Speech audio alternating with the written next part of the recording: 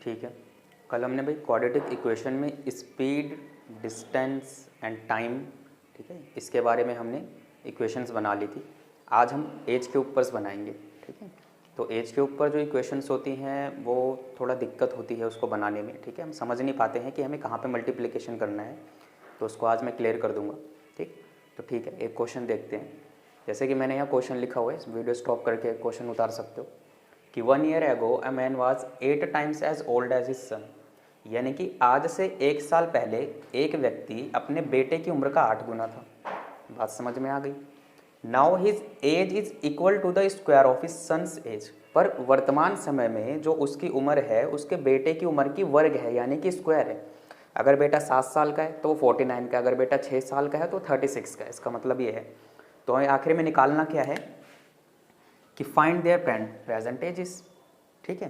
अब भाई इस तरह के क्वेश्चन करने के लिए देखो डायरेक्ट करने में काफ़ी दिक्कत होती है, तो अपना हम रफ में जाएंगे, ठीक है। ये हमारा रफ है, रफ में गए।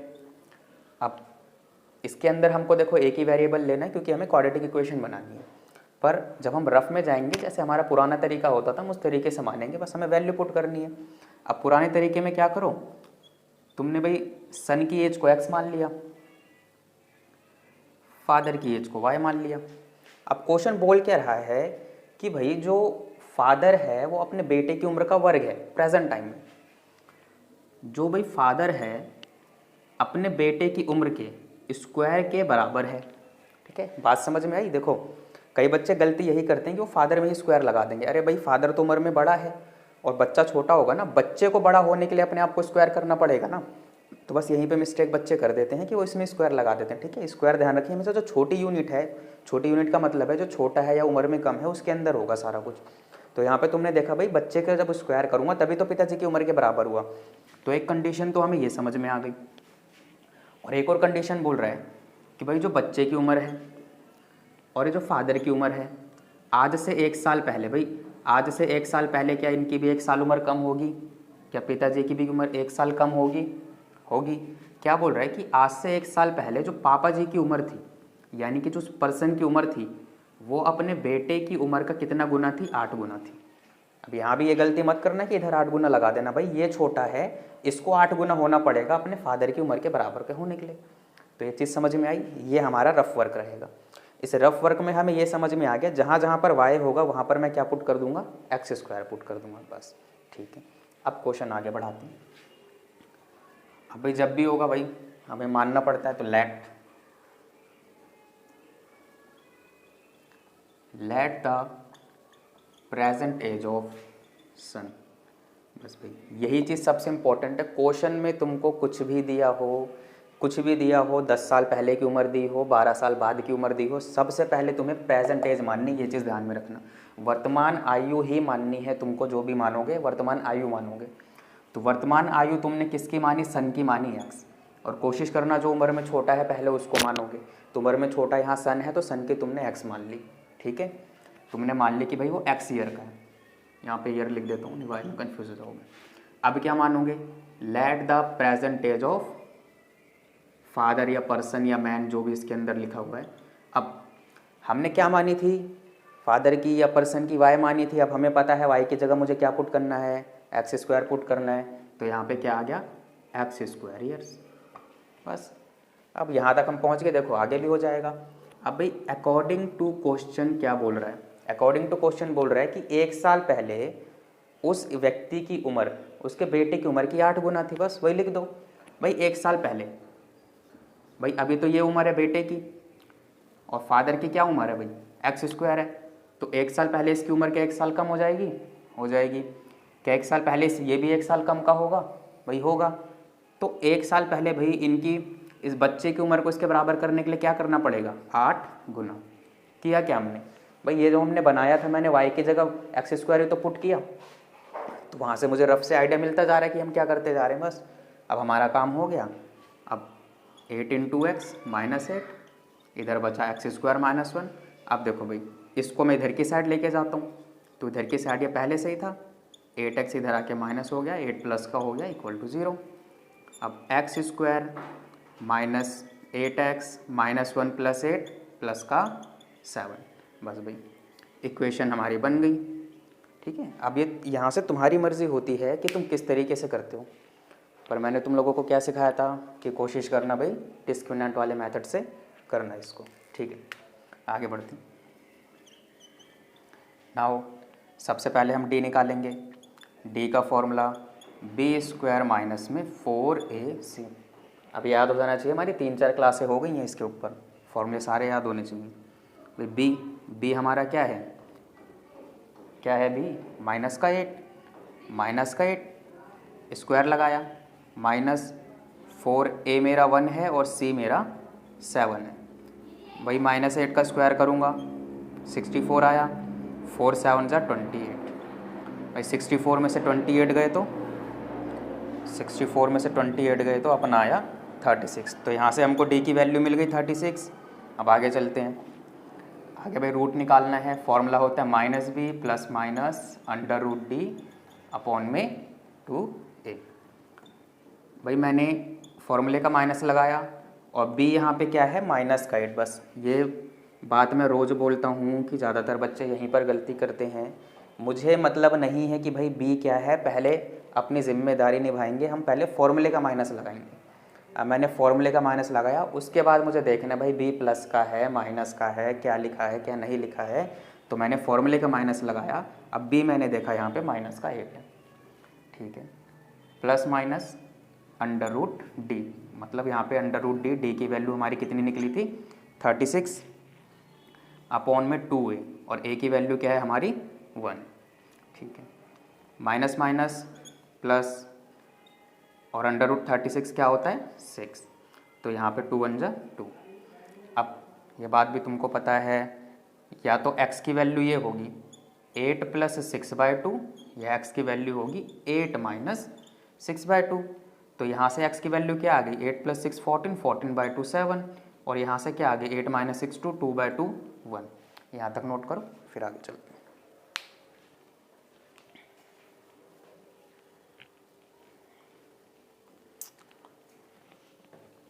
ठीक है भाई, आप लोगों ने नोट कर लिया होगा, अब आगे बढ़ते हैं।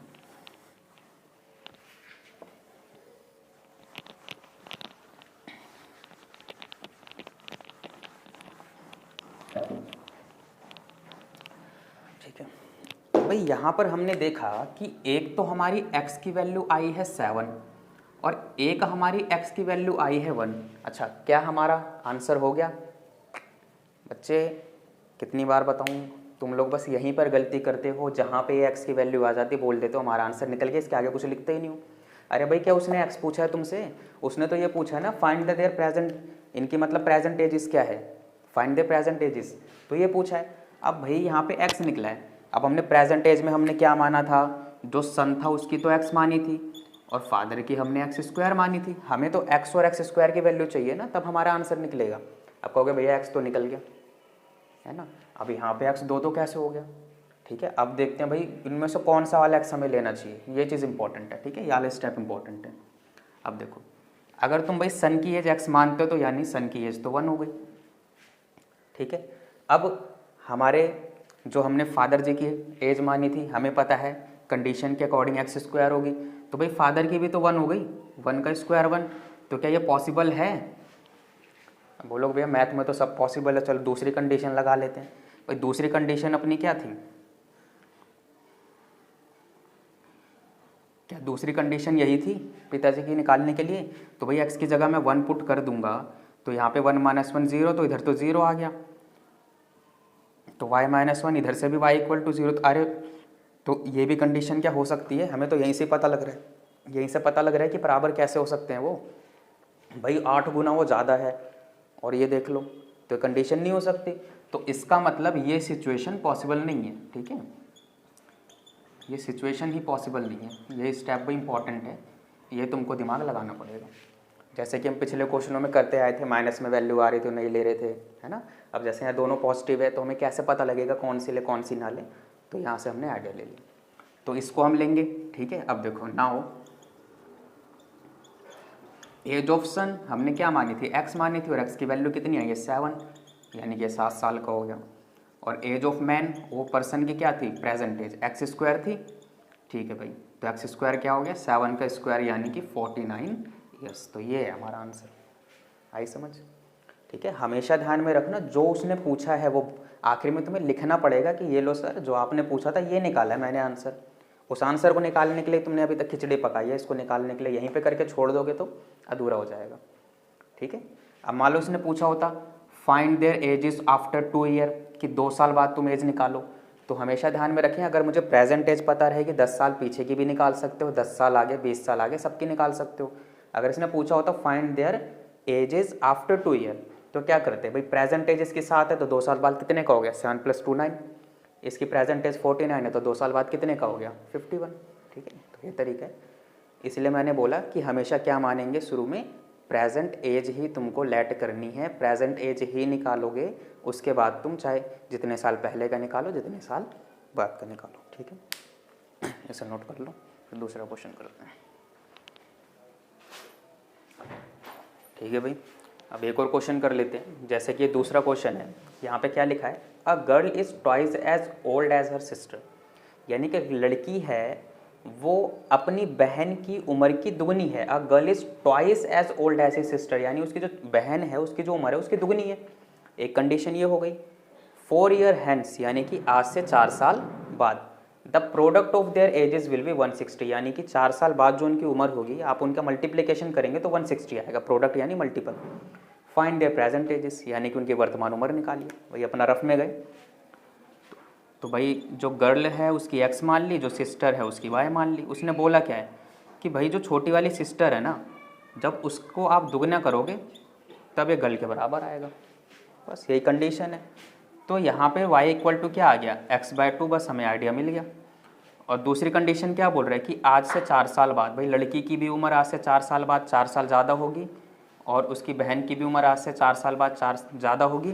ठीक है, तो क्या बोल रहा है कि 4 साल बाद जो आप इनकी उम्र का प्रोडक्ट करेंगे वो आएगा 160। दूसरी कंडीशन ये हो गई। बस हमें ढांचा मिल चुका है, अब अपना हम करते हैं। ठीक है भाई, इसका सॉल्यूशन करेंगे। लेट द प्रेजेंट, ठीक है, ये चीज़ ध्यान में रखना, मैंने बार बार बोला है कि आपको प्रेजेंट एज ही माननी है। Let the present age of girl, कितनी आ गई भाई x years. Let the present age of sister, यानी कि उसकी बहन की उम्र। अब क्या मानोगे, यहाँ पे हमने y मानी थी तो हमने यहाँ देखा क्या आ रही है x/2, तो यहाँ से तुमने मान ली x/2 ईयर्स। Very good. ठीक है, अब भाई अकॉर्डिंग टू क्वेश्चन क्या बोल रहा है, अकॉर्डिंग टू क्वेश्चन ये बोल रहा है भाई जो लड़की थी और ये जो उसकी बहन थी, देखो यहाँ पे y की जगह क्या मान रहे हैं, बिल्कुल सही x/2 मान रहे हैं। तो क्या था कि आज से 4 साल बाद, ये लो भाई 4 साल इसकी भी बढ़ा दी और 4 साल इसकी भी बढ़ा दी, उनकी उम्र का प्रोडक्ट 160। ये लो भाई हो गया। देखो जहाँ पे y था हमने x/2 पुट कर दिया। अब इसे सॉल्व कर लो। इसको इससे किया x²/2 आया, इसको इससे किया 4x आया, इसको इससे किया तो क्या आएगा 2x आएगा। कैसे, अरे भाई ऐसे, ये 2 हो गया ना, 2x आ गया। ठीक है, और इसको इससे किया 4 4 जा 16 और इधर है 160। अब इसे कर लो, ये आ गया x²/2 4x + 2x अपना 6x + 16, 160 को इधर लाया माइनस हो गया। ठीक है, तो x²/2 + 6x 16 माइनस में 160, 160 में से भाई 16 गए, कितना आ गया 144, और किसका आएगा माइनस का आएगा। अब 2 भाई इधर हटाना है, एलसीएम में नीचे लूँगा तो एलसीएम लूँगा वही सब में 2 मल्टीप्लाई हो जाएगा, तो 6 2 जा 12 और 144 में 2 मल्टीप्लाई होगा आ जाएगा 8 8 2, और नीचे बचा भाई 2, इधर है 0 तो 2 उधर जाके मल्टीप्लाई हो जाएगा 0 से, तो हमारा आंसर भी इधर बन गया 0। तो ये तो अपनी बन गई क्वाड्रेटिक इक्वेशन। अब इसके आगे तुम्हें भी पता है क्या करना है, अपना डिस्क्रिमिनेंट मेथड लगाना है और सॉल्व करना है। यहाँ तक नोट करो, आगे करते हैं। ठीक है बच्चों, यहाँ तक नोट कर लिया होगा, अब आगे बढ़ते हैं।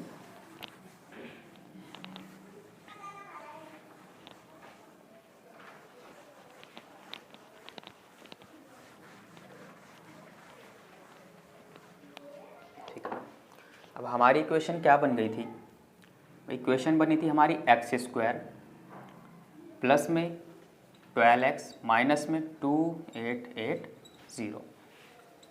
अब यहाँ से अपना डिस्क्रिमिनेंट क्या निकलेगा, B square minus 4ac, B अपना 12 है, 12 का स्क्वायर माइनस 4, ए अपना 1 है, सी अपना माइनस का 288 है। ठीक है भाई, 12 का स्क्वायर क्या होता है 144, माइनस माइनस प्लस हो गया, 4 को इससे मल्टीप्लाई कर दीजिए,